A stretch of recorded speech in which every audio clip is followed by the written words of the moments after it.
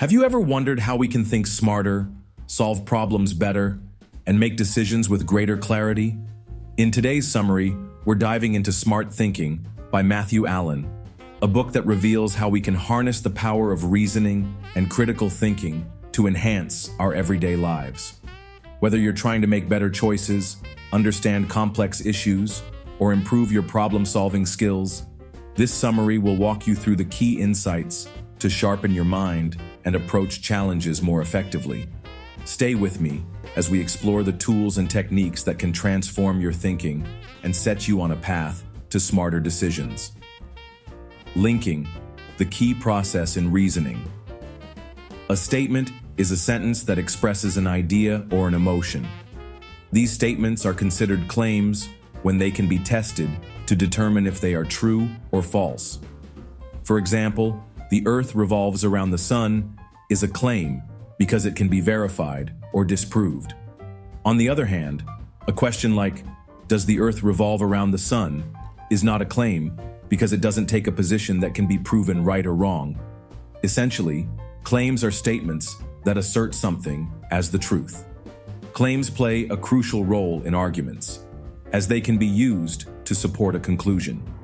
When a claim backs up another claim, or a conclusion, it's called a claim premise. To reach a conclusion, multiple claims are often linked together in a logical sequence. The key to understanding any reasoning process is to break it down into smaller linked claims. Let's consider an example. A person tells their friend to drive carefully because the road is wet. This reasoning can be divided into two claims. First, the advice to drive carefully, and second, the fact that the road is wet. The first sentence serves as the conclusion, while the second is a supporting claim. By breaking it down, the logic behind the statement becomes clearer. This method of breaking reasoning into smaller parts helps us understand the thought process, especially in more complex situations where connections might not be immediately obvious. Building on this idea, the friend should drive carefully because the road is wet. Why is the road wet? Well, it rained last night. Wet roads are often slippery, and driving on slippery roads is dangerous, leading to the risk of accidents. When we link these ideas together, the argument becomes clearer and stronger. Breaking claims into smaller parts allows us to see how each piece supports the next, creating a logical flow. In this case, the final advice to drive carefully is supported by the understanding that wet roads are dangerous, and this reasoning flows naturally from one claim to the next. More effective reasoning. 1. Better claims. To reach a solid conclusion, the first step is to have strong claims. Good claims are built on solid foundations and are carefully constructed. A well-formed claim follows specific rules, and its purpose is to ensure the message is clear. To build a strong analytical structure, claims must be written clearly, and if certain words or phrases need to be repeated for clarity, they should be. It's essential that nothing is left unsaid or unclear. When making claims for an audience, it's important to consider the context. Well-constructed claims must take into account the environment and the people to whom they are being presented. Understanding your audience and their expectations is key. Certain words and phrases can mean different things to different people. This means we need to have a basic understanding of how our audience might interpret these words. By doing this, we gain better control over our communication, allowing us to present our reasoning more effectively. Strong claims are built on a solid foundation, which generally falls into three categories. Claims that are self-evident, those that reference authority, or those based on logical reasoning. Self-evident claims are those that are clearly observable and don't need further proof. They form the basis of more complex reasoning.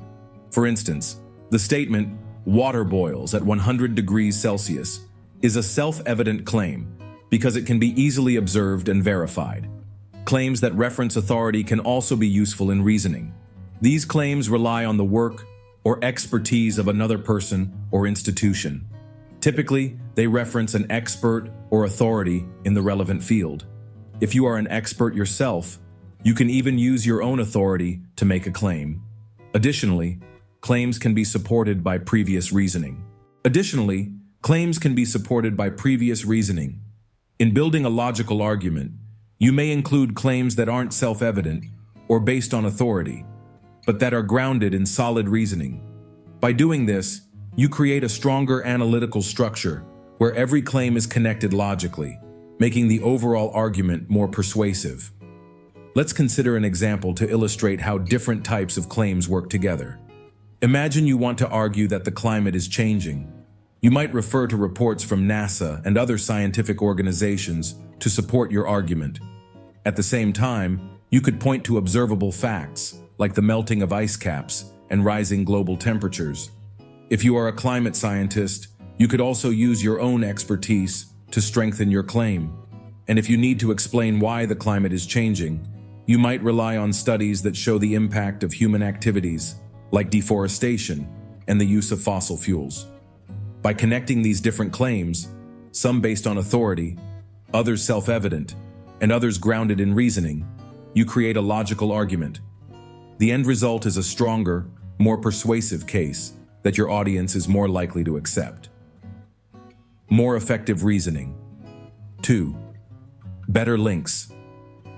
Now that we've learned about forming better claims, the next step is to understand how to link these claims effectively to reach a powerful conclusion.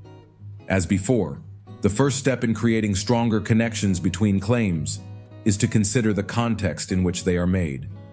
Any reasoning that isn't self-evident should be backed by other claims to ensure that the overall idea is clearly communicated. If a claim doesn't seem to have a direct link to the conclusion, it should be supported by a framing premise. A framing premise is a statement that provides context before introducing a claim, especially when the claim's direct connection to the conclusion isn't obvious. This helps in making the reasoning clearer and more cohesive. For example, let's take this scenario. Imagine someone arguing that companies should invest more in remote work technologies. This is the conclusion. To support this claim, they might cite a report that states, "A study by a leading research firm shows that companies with remote work options have increased productivity." Additionally, the person making the argument might say that they are an HR consultant who has personally witnessed this trend across multiple organizations. In this case, the claim that companies should invest more in remote work technologies is supported by both the report's findings and the speaker's personal experience. However, these supporting points only hold weight when framed properly. The framing premise about the study and the speaker's expertise provides the necessary context to link the conclusion with solid reasoning. It's also important to ensure unity between the scope of your claims and their certainty. This means that the language used in the claim should accurately reflect the evidence and the range of what is being claimed. For example, let's say someone concludes, "All employees prefer working from home." This conclusion is problematic if it's based on a few conversations with remote workers. A more accurate claim might be, "Some employees I've spoken to prefer working from home." Broad generalizations require broad evidence. Without enough supporting data, claims that attempt to generalize can become weak. Generalizing so means assuming something is typical or representative of a larger group. Strong generalizations can only be made when there's enough evidence to back them up. A framing premise helps ensure that the audience understands why supporting claims are necessary. And as always, we should be mindful of the accuracy and scope of the claims we make, ensuring they are backed by solid evidence. What kinds of reasoning are there? In philosophy, reasoning is often categorized into two main types: deductive reasoning and inductive reasoning. Understanding these types allows us to build stronger arguments and to break down and analyze claims with greater clarity. By mastering these different approaches, we can better explain our reasoning and evaluate the strength of others' arguments. Deductive reasoning involves drawing a conclusion based on the logical connection between two or more premises. These premises, when linked, lead to a conclusion that must be true if the premises themselves are true. The connection between the premises might not always seem obvious, but the conclusion flows naturally from them when examined closely. For example, consider this scenario. Sarah is under 18 years old, and in most countries, people under 18 cannot vote. Therefore, Sarah cannot vote. In this reasoning, we are connecting Sarah's age with the act of voting through the rule about voting age.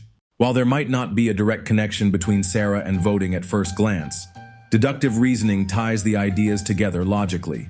However, the effectiveness of this reasoning depends on the truth of the premises. If one premise is false, perhaps Sarah lives in a country where the voting age is lower, the conclusion would be incorrect. The strength of deductive reasoning lies in its certainty. If the premises are true, the conclusion must also be true. Inductive reasoning, on the other hand, works differently. Rather than providing absolute certainty, inductive reasoning offers conclusions that are probable based on the evidence at hand. This form of reasoning allows us to infer broader patterns or possibilities from specific observations, but it doesn't guarantee a definitive answer. Instead, it points to what is likely or plausible. Let's take the example of a detective investigating a crime. The detective gathers various pieces of information. A witness claims they saw someone near the crime scene. The suspect had a known conflict with the victim, and the suspect's belongings were found nearby. From this evidence, the detective might conclude that the suspect is guilty. However, this conclusion is based on likelihood, not certainty. It's possible that more evidence could emerge, shifting the suspicion to someone else, or providing an alternative explanation for the suspect's presence at the scene. The key difference between these two types of reasoning lies in the certainty they provide. Deductive reasoning gives us firm conclusions. If the premises are correct, the conclusion must follow. In contrast, inductive reasoning leads us to conclusions that are probable, but not guaranteed. Inductive reasoning is especially useful when dealing with uncertainty, where we don't have all the facts, but can make educated guesses based on available information. Understanding these two types of reasoning helps us better assess the strength of an argument. In deductive reasoning, a false or weak premise can undermine the entire argument. In inductive reasoning, the more evidence we gather to support a claim, the stronger our conclusion becomes. But there's always the possibility that new evidence could change the outcome. Both types of reasoning are foundational to philosophy and logic. By learning to identify and apply them, we can sharpen our thinking and improve our ability to reason through complex issues. Whether we're building our own arguments or evaluating others, knowing the difference between deductive and inductive reasoning helps us navigate the world of ideas with more clarity and confidence. Research, reasoning, and analysis. At some point, most of us need reliable information on a particular subject. The natural instinct for many is to search online, often starting with Google. The internet contains a vast amount of information, far more than any of us could use in a lifetime. But by knowing how to search and analyze effectively, we can find valuable and trustworthy information amidst the overload. The first step is to clearly define the topic we're researching. This sets the parameters for what we're looking for and helps us filter out irrelevant information. Once the topic is clear, we can begin our search for useful data. Reliable information can come from various places. For scholars and experts, academic conferences are where they present new research to their peers. Academic journals are also key, as they publish research for a specialized audience. On the other hand, popular magazines and articles are intended for a general audience and may not include the detailed evidence found in academic sources. For more in-depth and trustworthy information, academic sources are generally more reliable than popular media. As we encounter new information, it's important to ask how it connects to what we already know. Does it directly relate to our topic, or is it more general? If it's general, we can either try to relate it to our subject or continue searching for something more specific. What should we do when we find contradictory information? For instance, one source might say that internet censorship is easy, while another argues it's nearly impossible. This is an example of a conflict in the information. The next step is to ask if there's a way to resolve this contradiction. Information. The next step is to ask if there's a way to resolve this contradiction. If not, it's important to analyze why two sources offer opposing perspectives on the same issue. In research, information is typically divided into two types of sources: direct and indirect. Direct sources include interviews, personal observations, and experiments or surveys you've conducted yourself. essentially anything you've directly participated in. Indirect sources, on the other hand, include news articles, academic papers, and surveys or studies conducted by others. People sometimes overlook the value of indirect sources, but they can still be valuable if we understand them in context. For example, a person's speech would be considered a direct source, while a biography about that person is an indirect source. To properly evaluate an indirect source, it helps to ask questions like, who wrote it? When was it written? What was the author's intent, and what biases or values might they have had? By understanding the context in which the information was produced, we can better decide how to use it to support our arguments or conclusions. Knowing how to search for information and critically analyze it is an essential skill. It allows us to evaluate what's reliable, discard what's not, and base our reasoning on sound evidence. In doing so, we become more critical thinkers, capable of identifying good reasoning and avoiding poor logic. Capable of identifying good reasoning and avoiding poor logic. Planning and creating your reasoning. The foundation of human civilization is built on asking questions and seeking answers. It's in our nature to be curious, and questioning is a critical part of reasoning. We should be asking questions at every step to ensure that our reasoning is sound. When analyzing information and constructing our own arguments, there are certain key questions we can ask ourselves. The first set of questions relates to the purpose and context of our reasoning. Why are we reasoning, and who is it for? What kind of audience do we have, and what are their expectations? What is the definition of the reasoning we're presenting, and what approach will we take? Understanding the audience and context helps shape how we present our arguments. Next, we should focus on the conclusion. What is the conclusion we're aiming for? What are the meaning, main idea, value, scope, and likelihood of this conclusion? Does any part of it need further explanation or reasoning?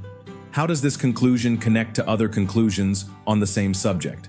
And most importantly, what kind of evidence do we need to support this conclusion? Then, we turn to the reasoning itself. Once we've created an analytical structure, we should question the claims. Does any claim require a definition or framing premise to make it clear? Are the claims well constructed? And do they show a clear connection to the conclusion? Is the foundation of these claims strong? And if not, what can we add to strengthen it? Are the claims enough to support the scope of the conclusion? Finally, after answering these questions and making necessary revisions, we should consider the broader context in which we are working. What kind of thinking has been applied to the reasoning? Were any premises implied rather than clearly stated? Are all claims clear and easy to understand? Stated. Are all claims clear and easy to understand? Most of us have used mind maps at some point in our lives, whether for a school project or a complex data set. Mind mapping is a form of planning.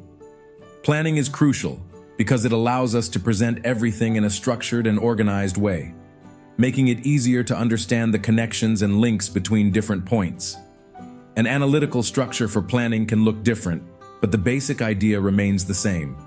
We often use arrows or symbols to indicate connections between ideas. The first step in planning is to organize all the information and reasoning points one by one. For example, college education should be accessible to everyone. College education is not free in most countries. Studies show that employment rates are low and poverty is high in many regions. A college education is essential for obtaining well-paying jobs. College teaches the necessary skills for high-paying careers. Surveys show that people with a college education earn more than those without one. Higher salaries lead to less poverty and a reduced economic burden on society. From here, we can begin drafting the argument in a straightforward manner. The introduction would start with the conclusion and list the main points in brief.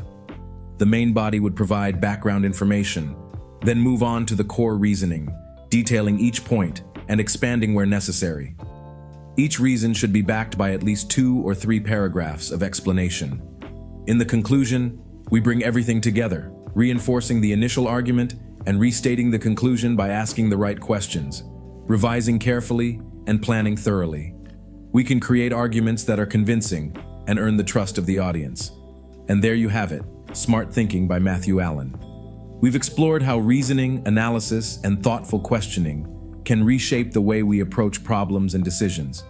Whether you're looking to enhance your personal life, career, or even daily problem solving, these strategies can help you think more critically and act more wisely. If you found these insights valuable, don't forget to like this video and subscribe for more summaries that break down the world's best ideas. Thanks for listening, and until next time, keep thinking smart.